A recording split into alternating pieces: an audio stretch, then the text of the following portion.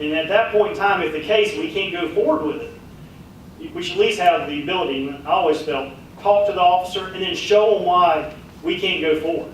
Because a lot of times, officers, a lot of the mentality is we put handcuffs on them, the case is done. No, that just starts it. It's putting it to a judge says, guilty or not guilty, or a jury, or a judge takes a plea is when the case is done. And so a lot of it's training. And the officers want to be trained. They want to know, how do I make my cases better? They understand every case is not going to be perfect. And they understand that if they mess up, tell them about it. They want to learn too. Because that case, that situation probably is going to happen again. And the next time it happens, they want to know how to handle it in a different way. Because that's where with the communication, we have to work together. They deal with the arrest part, we deal with the prosecution part, but we have to work together. And they have to know what we need to prosecute. And so they're the elements of the crime.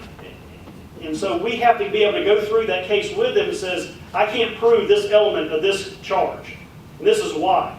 But this is what would have happened if you'd have done it this way.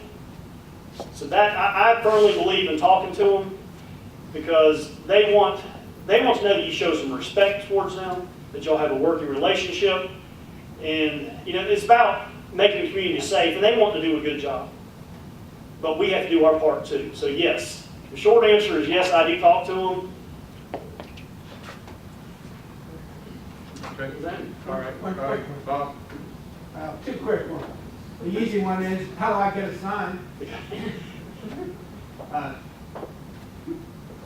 How often is the prosecutor's office represented down here?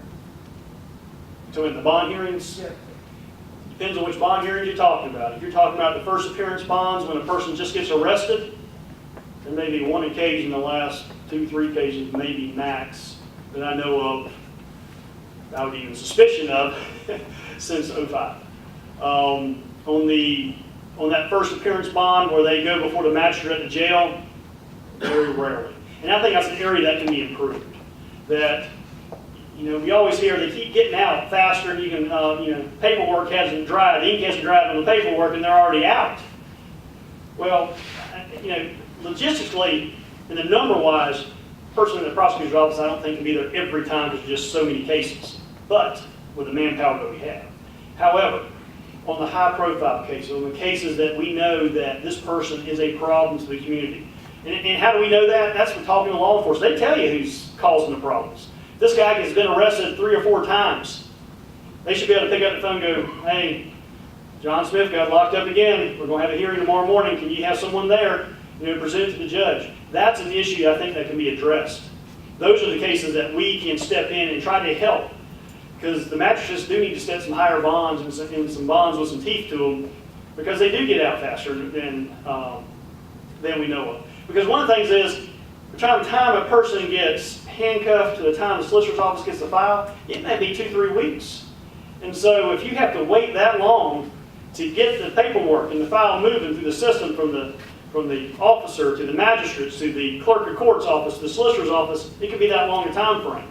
And during that time frame, you can get out 2 or 3 more times and commit 2 or 3 more crimes. And that's where the office needs to step in and say, hey, do not give this guy a bond, to the magistrate. That's a problem.